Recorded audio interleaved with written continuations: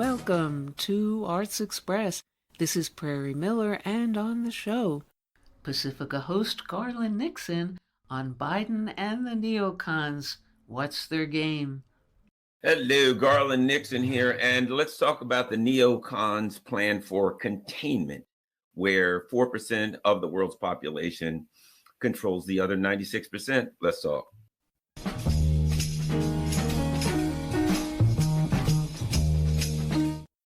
Hello, Garland Nixon here. And, interestingly enough, in order to understand what's going on in Ukraine, what's going on in Africa, what's going on in China with the neocons, you really have to understand the foundation of their plan, of what are they up to? They're all over the place. They're doing things everywhere. What are they up to, right? See, what the U.S. empire wants to do is lie to the American people. Hey, we're doing this because we want to do good stuff. That's why we're out here going around the world, killing people and committing terrorist acts and stealing stuff. That's why we're doing it, because we want to do good things. But the American people, in order to go along with them, are going to say, you got to deliver something for me. You got to deliver jobs. You got to deliver infrastructure. You got to deliver some level of safety. There's crime going through the roof, which I might add is a result of the poverty. Crimes of desperation is what we're dealing with. I have a friend who works in supermarket chains, and he talks about the unthinkable theft. That ain't one person making a bad decision to steal some diapers. That's people who are in desperation, who are now starting to steal food and things to survive, right? And you can say they're evil people all you want to. If your kids are hungry, you probably do the same thing. All right. So bottom line is that a pronounced and significant difference between the three world powers, two which are aligned, Russia and China, and one which is assaulting the other two, the U.S., is that Russia and China have delivered economically for their people, and their people are on board with the leadership of their country. The United States has not delivered economically for its people. In fact, it preys on its people. In fact, its people are saying things like, hey, can you do something about student loans? Why is that? Because that's preying on the people. That's saying, instead of providing education for our young people, let's provide debt for our young people. Let's make more money for the banks at the expense of the young people, right? They should be getting education. So now not only do we not get the educated people, the people in the age of education are either opting out of getting educated because of the cost, or if they do afterwards, they're angry at the system because they feel abused by the system. Because when they're 18, they don't grasp that, oh, I'm putting $200,000 in student loans, and I'm going to have to pay for that for the next 50 years. They're only 18. They don't grasp the next 50 years. But once they get out of college, and once they've been paying for 5, 10, 15 years, and the loan hasn't budged, now they understand what they're up to. So now we sit with, to me, the containment, the true weakness. There's so many weaknesses. The true weakness of the containment strategy of the U.S. empire. The first and most pronounced weakness is that nature of U.S. imperialism, the nature of neoliberalism, is to prey on the citizens economically, particularly, and to slam them to the ground, to grab them, to beat them up and slam them to the ground. So anyway, bottom line is this. What you end up, and I've said this before, what you end up with is you end up with the U.S. Government, with the neocons, who are at war with Russia and China, because they're trying to, militarily, economically, diplomatically destroy both of them, contain them, tear them apart, take them over, subjugate them, whatever you want to say. But because they have to lie to their people, they're at war with their people too. They're not delivering with their people. They're preying on their people. So they have to use censorship. They have to use extreme censorship. They also have to say, they have to say you can't maybe protest and things of that nature. They've got to fight with their people. So they're in a battle with Russia and China because they want to contain them. They're in a battle with their people at home because they're not going to deliver for them, and the people are angry because won't deliver for them, and because there is an element, guilty as charged, there's an element in American society that says we're being lied to and we want the truth.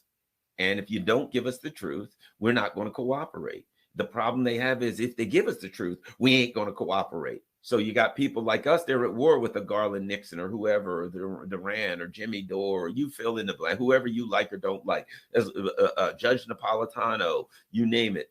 People who are saying we're trying to investigate what's going on and give you the truth. Okay, so that's where we are. That's the issue the neocons are dealing with. That's the position they put themselves in. And because of their mentality, which is one of, let's face it, it's one of domination. It's a fascist mentality. It's one that says you will do what I say or you will pay the price for everybody around the world. Bad news, what they're doing ain't going to work. And it is actually collapsing. Their entire plan is collapsing. And to me, one of the most pronounced features of this collapse right now is George Galloway. It's Galloway. Why? It's not Galloway himself. It has nothing to do with Galloway the person. It has to do with the dynamics in Rochdale, wherein, if you look at it, what happened, the two main parties. Now, they could be the AFD and the Greens in, or SPD, excuse me, the SPD and the Greens in Germany. They could be the Democrats and the Republicans in the United States. They could be the Tories and Labor in the UK. But what you have is an event where, or a circumstance wherein the empire, the US empire, has taken control of politics and all throughout the empire and its junior partners, vassals, whatever you call them, so that it's created a one-party system. The two so-called two main parties agree on all of the things that the US empire feels is important, right? Therefore, they don't have to worry about any opposition, but the people of the countries have had enough and the people are looking for something different. And what happens? The main parties got crushed, whitewashed in Rochdale. Not saying that will happen everywhere, but it's saying that it can happen in enough places to hurt the empire's ability to control all of its vassals, and it can't start losing countries. It can't afford it. It can't afford one crack in its armor because it's going after both Russia and China, and the world around the world doesn't like U.S. imperialism whatsoever. So they can't afford cracks in the armor. And I think the Rochdale election demonstrated a major crack in the armor of U.S. imperialism, the armor being their ability to maintain strict discipline, strict political discipline throughout their empire. And what we're seeing is they ain't going to be able to do that. That's dying. They ain't going to be able to do that much longer. I would suspect, to be quite frank, let's not forget something. And I'm going to tell you what I suspect. Let's not forget that when Jeremy Corbyn was running, and he ain't nearly the threat, Galloway, that Mike Pompeo once said when he was Secretary of State, that and keep in mind, he was former CIA boss, right? He once said that if it looked like Jeremy Corbyn was going to be prime minister, that the U.S. wouldn't wait around, that they'd have to act. In other words, you guys over in the UK can have the appearance of independence and sovereignty if you choose. The illusion of sovereignty. Certainly, we're okay with that. But if Jeremy Corbyn looks like he's going to win, that means that you could become a threat to our world plan, and we just can't afford that illusion anymore. We'll come in and crush Corbyn any way we have to. We'll do what we got to do. We'll allow you to maintain the illusion as long as that illusion works for us. As soon as somebody may get elected, may come to power that could be problematic for our grand vision, that illusion's gone. You deal with it like you want to. That's what they're saying. So I would suspect right now the CIA, the Mossad, the Five Eyes, all of the above they are looking at Brother Galloway, trying to figure out any plan they possibly can to take him out. Someone said, Garland, U.S. is not a democracy. Well, I think that's fairly obvious. To me, it's absurd to me. To argue that the U.S. was ever a democracy is absurd. Come on. When you have a group of people write a document that says only white male landowners can vote, they had never planned for a democracy. That is the definition of an oligarchy. So the US was created as an oligarchy. And it was never, I mean, if you have slavery, if you have apartheid, you got to be a fascist system to have slavery. You can't tell me you can't have slavery and not be a fascist system. Same with apartheid. Those are the very definitions of fascist systems. So for most of its existence, the US was an openly fascist system.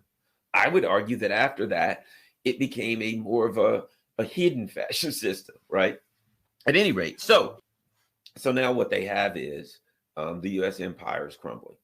It runs off of an ideology. It's driven by an ideology of domination, an ideology of might makes right, an ideology of power is what gives us the ability to maintain a stable hegemonic influence over the world. That's where we are. And the problem they have is the world is not down with it. They've just a few of their vassals, number one. Number two, their own people ain't down with it. Now, don't get me wrong. They can lie to their people. And we got a lot of suckers here who buy into the lies. We got a lot of suckers.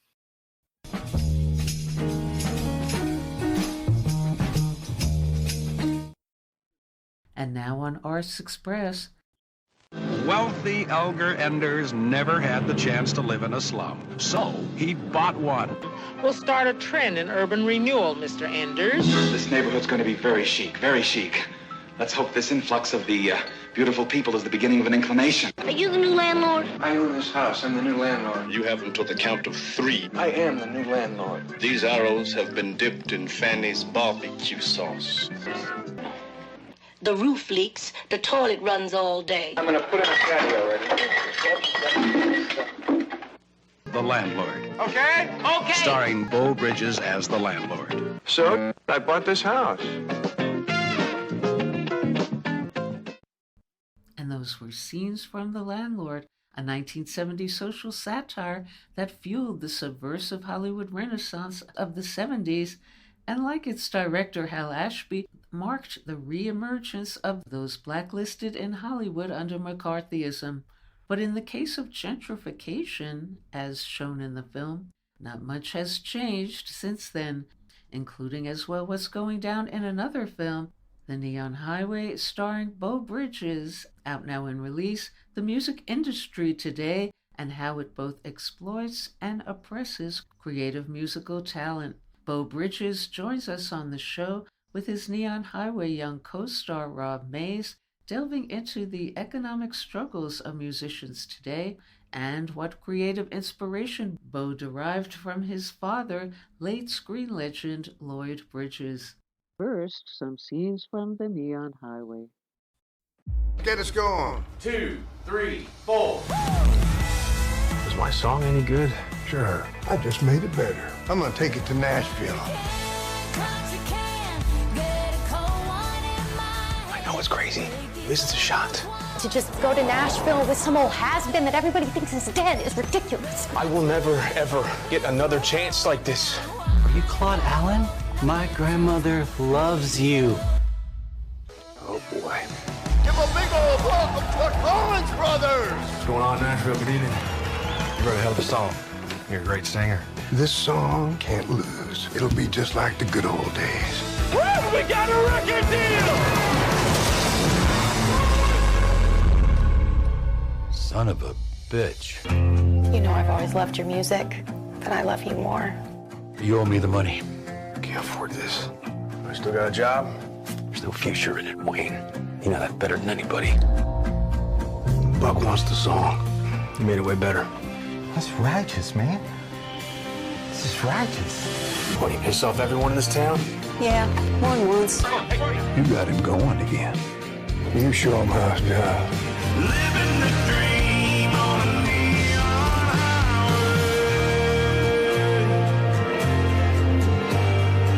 highway. Still partners?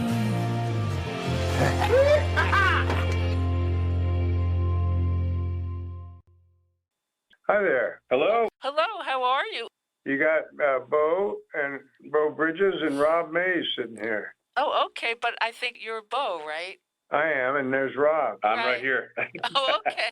Could each of you say what drew you to be part of this film and this story, and where you're calling from? Okay, this is Beau Bridges here. I play Claude Allen in the movie Neon Highway, and I'm in Los Angeles talking to you. Oh, okay. And Rob Mays here. I'm sitting next to Beau here in LA, and I play Wayne in the Neon Highway. Great, okay. And what did each of you bring to your characters and this story from your passion of your art in the real world? Well, this movie has at its very center country music, and I've always been a huge fan of it growing up, and I got to perform here with some really wonderful, talented country musicians and tell a great story about survival and friendship and forgiveness. Yeah, and for me, you know, I love stories, at least, you know, stories that really resonate with me. They're stories of truth and hope and redemption, dreams, you know, because it's easy to lose that. You know, there's a lot of no's, there's a lot of obstacles in doing what we do, and it's important to kind of keep that alive. And it's stories like this that at least keep reminding me, you know, the reason I'm chasing my own dream, you know, and there's a reason that Wayne's chasing his, and a reason that Claude's chasing his, and that's powerful stuff of you know, purpose, right? Yeah. Now, the Neon Highway is also about the corruption in the music industry, characterized in the film as, quote, "This business is a bitter mistress. It doesn't matter if it's good, it's got to be new." Could each of you share your thoughts about those struggles you've had or observed in the entertainment world? Well, I think I have more experience in the world of film and theater, and not so much in the music business, but a little bit in that. But I think that what makes it kind of complex and interesting is that it begins with an art form of creating stories. People sometimes tend to forget that it's also a business. And when I remember when I was beginning as an actor, I was so focused on just the craft of telling the story that I didn't really see that whole business side and didn't really appreciate the importance of it, because you can make a film and tell a story, but then if you don't have the marketing and you don't have the money behind it, nothing happens. So it has to come together, and that's a real challenge. Sometimes it does come together in a beautiful way, sometimes it doesn't. We made this film 3 years ago, and because of COVID and because of the strike and all the stuff happened in between, it's 3 years later the movie's being released, which we're all really excited about, because I think we have a good story to tell, but it took a while. Yeah. And Rob? I mean, I think Beau summed it up pretty well. Yeah. I mean, I don't pay any mind to that, you know, that word that you mentioned. I love to create, and I'm going to keep creating for as long as I'm alive, and I have the capacity, you know, to do so, because it's what gives me purpose and gives me joy. You know, if there's commercial success there, then great, and if there's not, then you know, so be it. But it gives me motivation, you know, to get up in the morning and to chase a dream. You know, sometimes no matter how high the cards are stacked against you. And Beau, I wanted to ask you, in what ways would you say your father, screen legend Lloyd Bridges, has inspired you creatively and dramatically as an actor, and your memories of him? Well, he was my teacher, and he also gave me my first job, which is really hard to get in this business. It's a tough business, and I appreciate so much actors who didn't have that blessing that I had in my life, that they were very talented and got their own start going. But once my dad did give me that first job, he told me the rest of it is up to you, because, you know, it is a business, and that's the way people look at it who are hiring. They don't care, you know, how you got there. They just want to know if you got the goods. So you got to work hard at it. And he also, the word I heard a lot growing up was respect. Respect for yourself, respect for your fellow human beings, the people you work with, respect for the planet. And yeah, that's what resonates for me, what my dad gave me. And Rob, I wanted to ask you about your other upcoming work, You're starring with Martin Sheen in a film not unlike the state of things in this country today, as in The Neon Highway, economically and socially. What can you say about being part of Lost and Found in Cleveland, described as, quote, a new American fable about the post-industrial American dream, a slice of life in the industrial Midwest?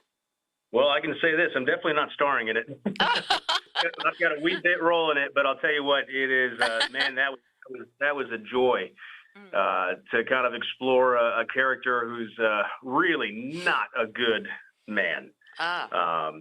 Really not a good person. But it is a quirky comedy with just an absolute all-star cast. And like you said, Martin Sheen's in it, June Squibb, Dennis Haysbert, John Lovitz, Stacy Keach. I mean, I can go on and on for days. It is a Mac Daddy cast. And I just saw the finished product, and it's a really beautiful film. Okay. And Beau, do you have anything else coming up soon? Yep, I'm starting to work on the new series Matlock. Which is, renewing the old series with Kathy Bates as Matlock, Maddie Matlock. And it's about time. That was one of my favorite shows. Yeah, it should be a good one. She really fills those shoes well. I'm a big believer in the power of manifesting, and I like to think that I prayed for that show to be revamped and rebooted, and maybe I had something to do with it. And what will you be up to in Matlock? Well, I am the head of the CEO of the law firm that she infiltrates and becomes a part of. And my son is portrayed by Jason Ritter. And it should be a good experience. I think it'll be fun. And getting back to the Neon Highway, what do each of you see as the contrast in the generations of the two of you, and is seen in this film pursuing creative careers in different ways, both in the film and in the real world? I don't know if there's that much difference, quite honestly. I mean, I think what's happening in country music right now is really exciting. The injection of pop music, Beyonce coming out with, her stuff, like it's really broadening and I think attracting, I hope, maybe audiences that otherwise wouldn't, gravitate towards country music to find their way, into the family. So that to me is pretty exciting. I think with our movie, the song that my character writes, it's the title track of the film that was written by Dallas Davidson, and he just absolutely crushed it, and he's one of the greatest out there. The song that my character writes, he wrote many, many years ago, and kind of still wrote it in the time of real country music. It's not a pop song. It's not, there's a lot of truth in there, and there's a lot of, I don't know. It's kind of, it's a little more of a throwback thing. So I don't think there's that much difference between, I mean, obviously there's, generational differences, but I think that's the through line. It's the song really connects us. Yeah, I think, my character, Claude, has been out of the music business for a long time. And when he re-enters it, it's a whole new world, which kind of is shocking to him at the beginning. But the two of them together go to Nashville and chase their dream. And what was it like, the two of you working together, especially when you had to be angry at each other?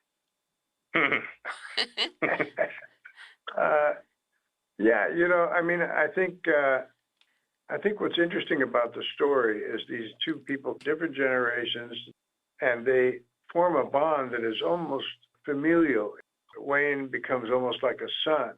And I think when that happens, when you get that close to somebody and they mean that much to you, that's when anger can strike, because you have a passionate attachment to somebody and you care about them. So you can't shrug things off. And that's kind of where it came from. But I think that the script is also rather nuanced, especially with the characters, and that, my character from off the bat is, he's kind of bitter, and lost his chance at chasing his dream, and now he's just barely scraping by, trying to provide for his family. His dryer breaks, my own life broke, 6 weeks ago. So there's some parallels of art imitating life, or the other way around. But I think it's the nuance that makes it so honest. It's not like, oh, we're all smiley and everything's good. It's like, no, character can't pay the bills. really struggling. And Beau's character, Claude, I think, is dealing with his own maybe resentments. But there's something beautiful that happens that sparks, between the two of us to kind of, I don't know, reignite that spark and kind of face it head on. And that said, Claude's character really, I think, tried to take advantage of me initially. So there's that aspect too. But in so doing, we realized, wait a minute, you know what? These are two maybe not bad people. Maybe these people are okay, and maybe they can find some solace, in the other. And I wanted to ask each of you, when you look in the mirror, what do you see? I try not to. Right now, we're on the call with you, and we can see ourselves. We can't see you. I am avoiding my image. Right. Well, when I look in the mirror, mostly I see my eyebrows. People have said look like a couple of slugs on my head. But sometimes it's kind of fun to look in two mirrors, one in front of you, one behind you, and you can kind of see into infinity. That's kind of fun. Wow. Okay, any last word that you'd like to convey to audiences about your characters and about this film? I'm just so grateful that the movie is finally coming out. It was 3 years in the making, for me, 31 for our screenwriters. Johnny Cash was initially attached to star in this movie, and then he took ill. So this has been a very, very long time coming. And, speaking about mirrors, I mean, it really mirrors the story of the film itself in so many respects. But there's a lot of truth, a lot of heart, a lot of hope, and keeping that dream alive. And, I hope it inspires people, and I can't wait, for folks to see it. And we have our premiere in Nashville. And I appreciate you guys helping us spread the word. Yeah. Thank you so much. Okay, thank you so much, both of you, Rob Mays and Beau Bridges, for calling into our show.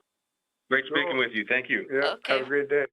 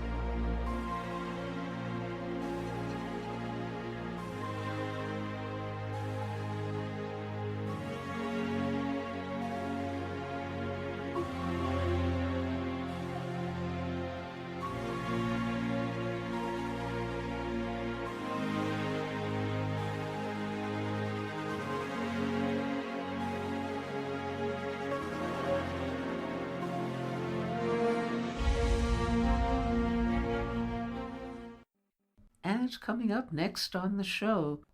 This is Beau on the Global Film Beat, Breaking Glass. Today's episode, Alec Baldwin's Magic Bullet.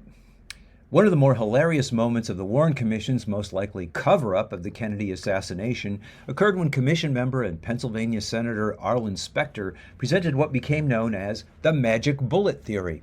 Specter claimed, and the Commission agreed, that the same bullet had caused a total of 7 wounds to both President Kennedy and Texas Senator Connally, exiting Kennedy's neck in the back of the limousine, moving downward, then reversing trajectory to move upward, and caused multiple wounds in Connally. The bullet finally ended up in pristine shape on a stretcher at the hospital where they were both taken. All this to prove that Lee Harvey Oswald acted alone. Most scholars of the assassination have put the magic bullet theory to rest, but now we have a new magic bullet theory propounded by the actor and, more importantly in this case, producer Alec Baldwin, who claims that a bullet in a chamber of a gun he did not fire mysteriously exited the chamber and killed the director of photography on a Western Rust he was filming at the time. Unbelievable? A New Mexico grand jury thought so, and Baldwin has recently been re-indicted for involuntary manslaughter after an initial charge was dropped for his role in the death of the film cinematographer Halna Hutchins. The indictment accuses him of 2 felony counts, one springing from his role as producer, charging him on the set with total disregard or indifference for the safety of others, and the other charging him with firing the weapon. Unfortunately, he can only be convicted of one of the counts. Two problems are being exposed here. The first is the contempt of the entertainment and political elite for everyone else. Baldwin, staunch stalwart of the Democratic Party and its corporate wing, the Democratic National Committee, founded in the Bill Clinton era, has laid out a defense. Someone is responsible for what happened, and I can't say who it is, but I know it's not me. That is as implausible as Clinton's claim, caught in fellatio delicto with Monica Lewinsky, that he didn't have sex in the Oval Office because oral sex is not sex. Baldwin's high-priced legal team got the first indictment thrown out on procedural grounds, but a new forensic report claiming that he must have pulled the trigger has him back in the docks again. His team then bought off the victim's husband, trading his silence and refusal to proceed with a civil suit to make him a co-producer on the film. The height of arrogance, though, may be Baldwin's claim that the producers have bravely charged ahead and completed the film as a tribute to Ms. Hutchins, using the death of a promising camerawoman as an excuse to publicize the film is about as cynical a publicity campaign as has ever been waged. What's the family supposed to think when they watch the shots their loved one engineered and then the shots her replacement filmed? Baldwin appeared in a surprise cameo on Saturday Night Live as the evidence was being presented to the grand jury to remind them that he was not too big to fail, but too important to indict. Of course, if Saturday Night Live, a supposedly satirical review that gave up that ghost a long time ago, was doing its job, he would have been the subject of spoofing and ridicule, rather than the beneficiary of a public appearance designed to sway a jury. The contempt for ordinary people is similar to Hillary Clinton's branding of working-class Americans as deplorables in a campaign waged almost solely on the East and West Coast, where she boasted that she was flying over America. Baldwin, who plays a grizzled outlaw in the film Rust and who is beginning to resemble one off-camera, was famous on that show for his Donald Trump imitation, where he satirized the lawlessness of that public persona, a characteristic he is now flaunting himself. The second charge, disregard for the safety of others, is in some ways worse and more revealing about the nature of this corner of capitalist production. Baldwin, as producer, was at least partly responsible for a set that, because of skimping on a sparse budget and rushing into production, was a maze of tensions and a tempest ready to burst. The armorer, that is the gun handler, a crucial job on a Western, Hannah Gutierrez Reed, now up on manslaughter charges, was hired at 24 to do a job that required a far more experienced person, because due to a surge in production in New Mexico, there was a lack of capable personnel to do that job. She was also hired as props master, a demanding job that is usually handled by a separate person. As an armorer, the inexperienced Gutierrez Reed had previously worked on a Nicolas Cage film, The Old Way, where there were 2 accidental gun charges and calls for her dismissal. Armorer was not her first choice of job on a set. Rather than doing either job, she said she wanted to be in front of the camera as a model, which she described as a burning passion, which she was yearning to turn into a career, indicating her mind may have been elsewhere. In addition, props, which includes weapons, usually has 2 weeks pre-preparation before shooting, but because the film was already behind budget, this inexperienced team, which also included a 24-year-old equally inexperienced props assistant, was only given 1 week.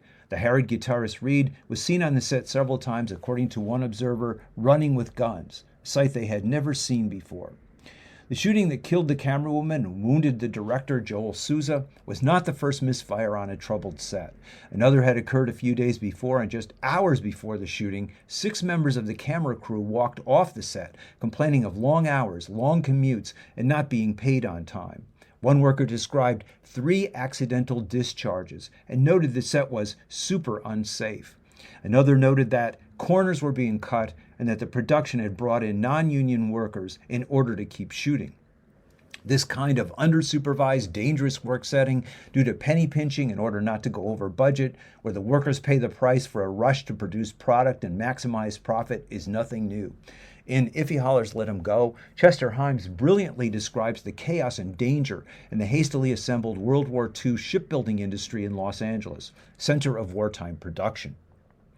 The decks were low, and with the tools and equipment of the workers, the 1,001 lines of the welders, the chippers, the blowers, the burners, the light lines, the wooden staging, combined with the equipment of the ship, the shapes and plates, the ventilation trunks and ducts, reducers, dividers, transformers, the machines, lathes, mills, and such, half yet to be installed, the place looked like a littered madhouse.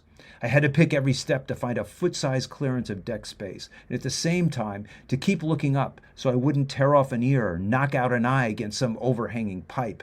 Every 2 or 3 steps I'd bump into another worker. The only time anybody ever apologized was when they knocked you down.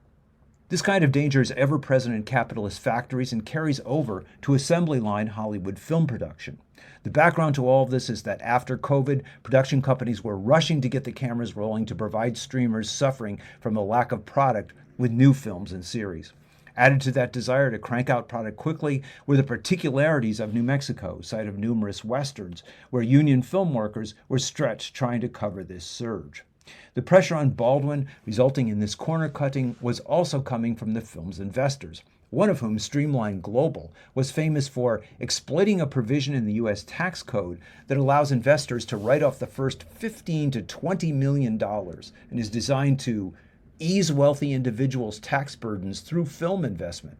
The provision has accounted for a good deal of fraud as film and television budgets are inflated to create a loss and open up investors for bigger tax cuts. The procedure was described by one observer as playing the audit lottery, meaning investors are hoping in the end that they can cheat the government and not get caught taking unwarranted tax credits. Streamline Global, the name itself boasting of its cost-cutting, is run by Emily Hunter Salveson, whose great-uncle, Gerald Loeb, helped found E.F. Hutton, which in the 80s pleaded guilty to 2,000 counts of mail fraud and had the low investor grade of D. Loeb produced that paean to capitalism and American empire, The Fountainhead. The bottom line of the whole enterprise, though, may be summed up by a saying conveyed to Baldwin, playing an indie filmmaker in 2013 seduced and abandoned by an investor. "When I make a movie, all I think about is the profit," a line he may have unfortunately taken too much to heart. This is Beau on the Global Film Beat, Breaking Glass. And next on Arts Express. Hi, this is Jack Shalom. Today I'll be reading The Wound by Gazan poet Mosab Toha. It's a memoir of the Israeli assault on Gaza in December 2008 to January 2009. It's from his collection Things That You May Find Hidden in My Ear. And I think it puts the lie to the idea that the current war on Gazans began only after October 7th. It describes events from more than 15 years ago. Here now, The Wound. The Wounds. Israeli aggression against Gaza, December 27, 2008 to January 18, 2009. A Saturday, first day of the week in Gaza, age 16, and after the first finals, I finished my Arabic exam. I liked Arabic as much as I liked English and soccer. I discussed my answers with my father. Home by noon, we stood on the roof of our house, watched the pigeons my father raised as a hobby. The limitless ceiling above us was part blue, part white, ships of clouds sailing slowly in windless sky. A series of explosions shook the house, the neighborhood, shook the earth. Words fell from my mouth, broke on my stiff bare feet. Birds from nowhere flew aimlessly in the open sky, some hid in trees. The pigeons in their big coop trembled. Rock pigeons, Egyptian pigeons, king pigeons, and halabi pigeons. A tiny egg fell. My answers must have fallen off the pages of my exam, maybe melting from fear. I saw black smoke rise from a building a few kilometers away, blacker than the ink on my exam sheets. We didn't hear the F-16s until they finished their strikes. They descended from the inferno. Dante hadn't mentioned them. About 80 F-16 aircraft with their bombs struck Gaza in unison, like a big drum roll announcing someone's death. But it was more than one death I thought it had to be. We hurried to the radio, that old dirty box that usually vomits blood and body parts into our ears. Hospitals full of burning wounds, moans, a corpse, and a girl missing her leg, lying on a cot or a bloody floor. Over 200 policemen killed and 700 wounded in that dark hour. They had been training in police training facilities, and 2 million other people worried for their lives. Don't think of us as numbers. It was the first day of the year when Israel targeted a neighborhood in Jabalia camp. A Hamas leader named Nizar Rayan was killed. He was buried under the rubble of his house with 15 of his family, mostly his children, the youngest aged 2. On TV, I watched when a man pulled out a headless child, another with no arm or leg. So small, I couldn't tell if boy or girl. Hate ignores such details. The houses were not Hamas. The kids were not Hamas.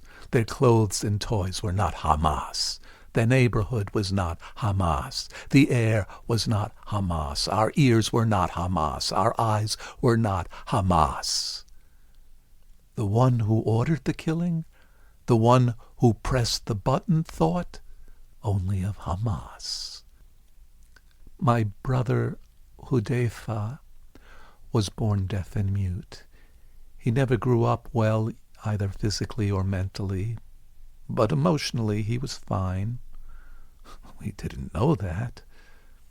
He was watching TV with us when videos and photos of deformed bodies and limbless people appeared on the TV screen.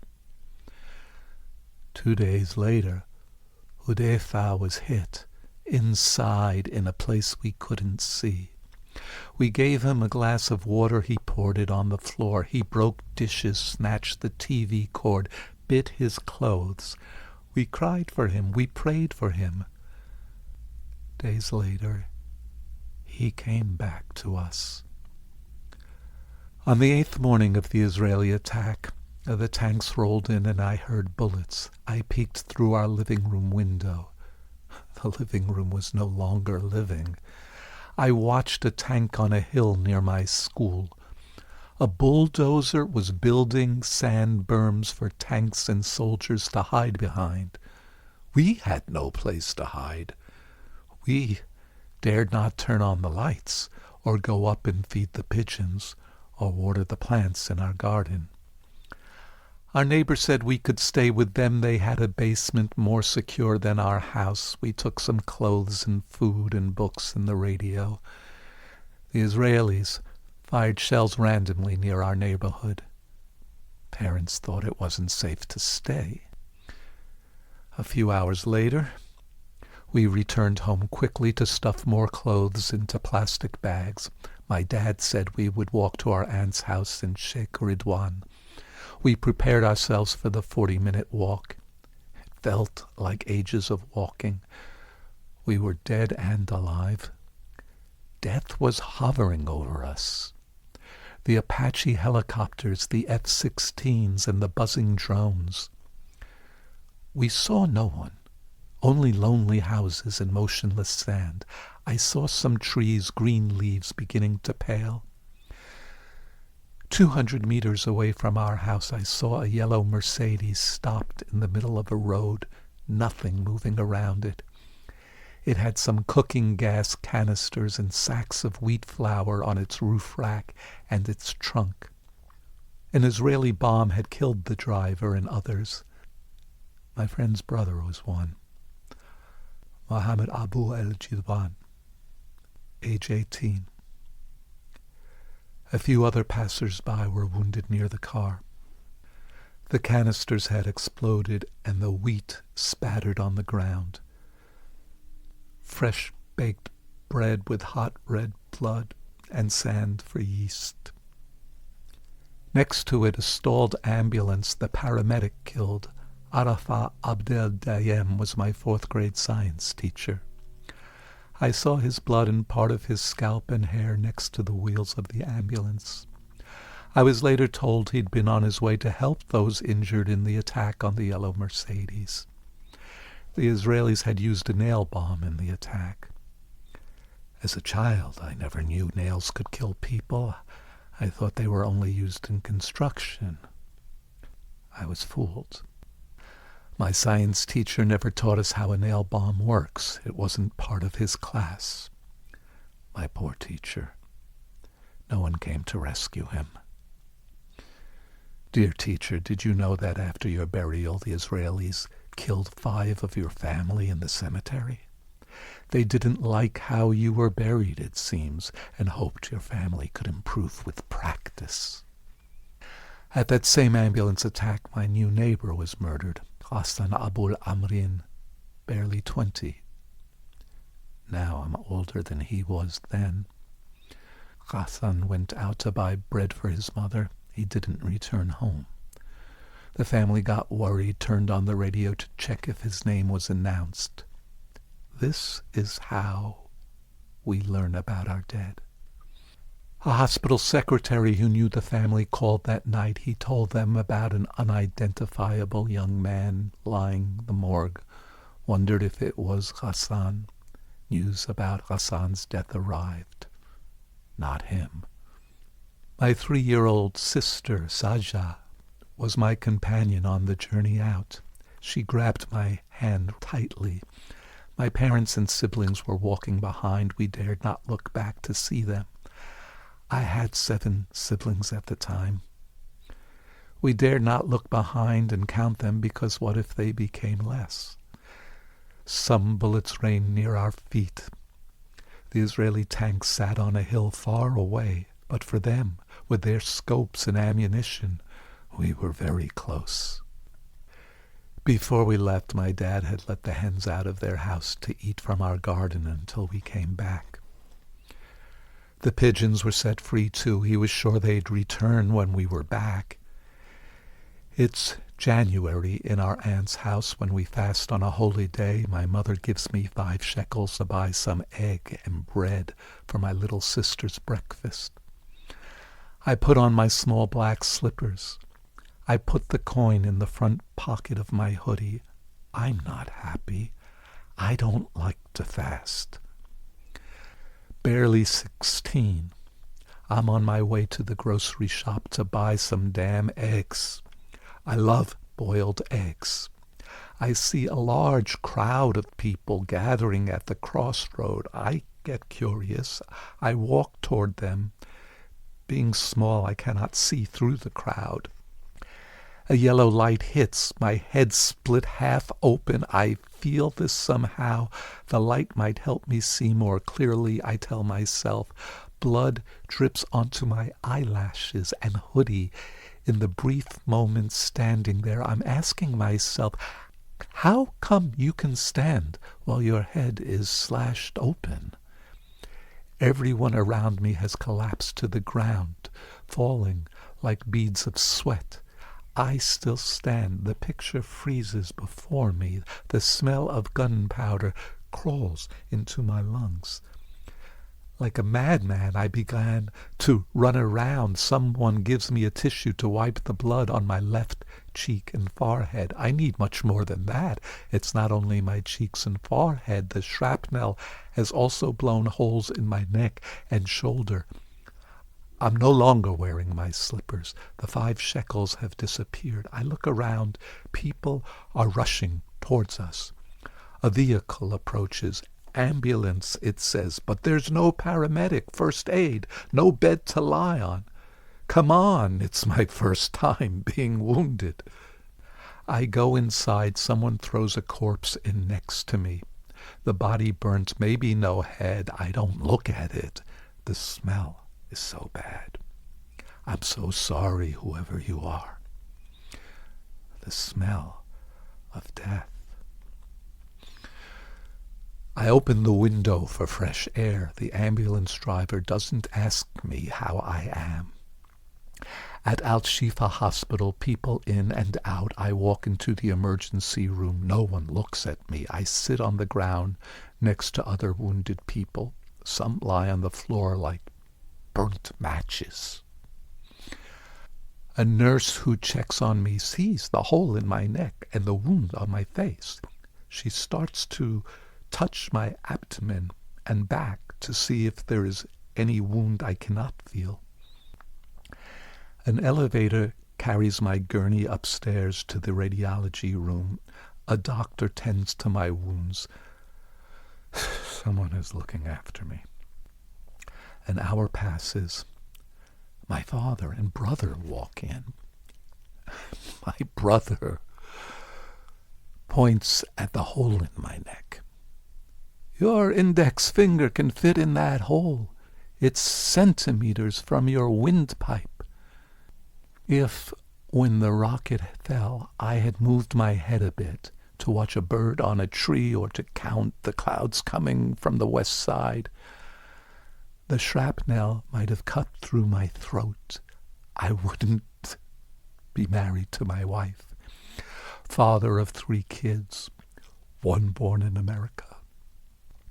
My brother tells me, hearing the explosion and knowing you hadn't returned home yet, we assumed you were dead. We began searching for you in the morgue. I look around me. Relatives circle my bed. I watch them as they chat. I imagine them praying round my coffin. You've been listening to The Wound by Mosab Toha from his poetry collection, Things You May Find Hidden in My Ear, published by City Lights Books. This is Jack Shalom for Arts Express with host Prairie Miller. And that's all we have time for today on Arts Express, expression in the arts. And if you'd like to express yourself too, you can write to us at theradiogoddess@gmail.com. Until next time, this is Prairie Miller leaving the station.